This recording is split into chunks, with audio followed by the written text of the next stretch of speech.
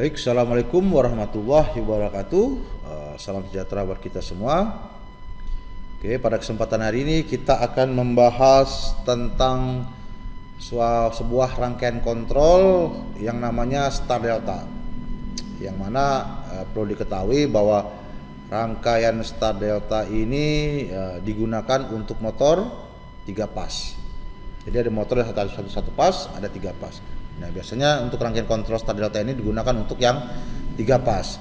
Nah, itu kapasitasnya itu yang melebihi dari 5 HP. Nah, itu ya. Kalau di bawah 5 HP itu bisa menggunakan rangkaian kontrol direct online. Jadi langsung dia. Langsung. Jadi langsung bisa terhubung ke PLN. Nah, untuk yang 5 HP itu sebaiknya menggunakan rangkaian kontrol Star Delta. Kenapa harus menggunakan rangkaian kontrol Star Delta? Karena memang perlu diketahui pada saat motor ini berjalan, pada saat awal berjalan dia memerlukan arus yang besar. Jadi arus yang besar sehingga dapat memutarkan motor tersebut. Jadi arus ini akan digunakan untuk menimbulkan medan magnet pada stator maupun di rotor pada motor mesin tersebut. Sehingga apa? Efek dari medan magnet antara rotor dan stator itu akan menimbulkan putaran. Nah, itu ya.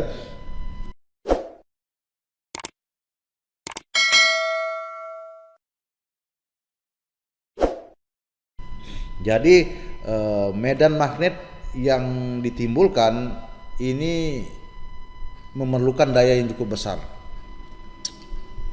Nah, itu ya. Ya. Kalau motor yang besar itu arus startingnya juga besar. Sehingga apa? Itu akan dapat menyebabkan terjadinya hentakan yang cukup besar dan efeknya itu akan dapat menimbulkan kerusakan daripada motor tersebut. Itu yang pertama. Yang kedua, itu akan terjadi gangguan tegangan pada jaringan, sistem jaringan yang terhubung ke motor tersebut. Nah, itu efek apabila arus starting ini tidak diatur jika kita menggunakan motor yang kapasitasnya besar. Nah, itu ya. Itu yang perlu dipahami. Terus cara kerja rangkaian kontrol Star Delta itu, jadi pada saat kita melakukan pengoperasian motor listrik itu dia akan terhubung ke start dulu. Dia akan terhubung ke start. Nah, itu ya. Yang mana arus start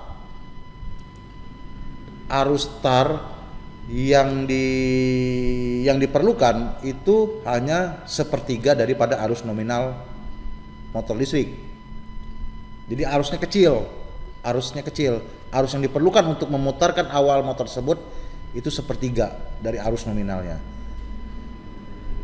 Cuman di sini memang torsi yang dihasilkan juga kecil. Nah, itu ya. Nah, pada saat setelah beberapa detik motor tersebut kekumparan delta start. Nah, itu akan masuk ke kumparan delta. Dia akan masuk ke kumparan delta. Di kumparan delta inilah motor dapat berjalan dengan normal. Jadi pada saat starting itu pelan, setelah berjalan agak normal dia akan berpindah ke rangkaian delta. Di rangkaian delta ini dia akan berputar secara normal.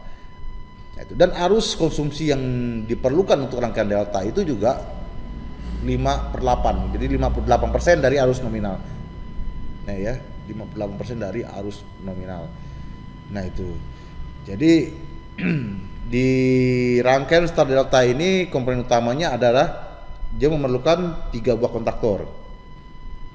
Nanti akan kita bahas secara jelas itu cara kerja daripada rangkaian kontrol tersebut. Ada kontaktor utama, kontaktor delta, kontaktor star, dan kontaktor delta. Nah, itu ya, ada 3 buah kontaktor, udah ya. Nah itu pengenalan daripada rangkaian kontrol Start Delta. Nah itu biasanya banyak digunakan di industri-industri yang memerlukan mesin yang besar.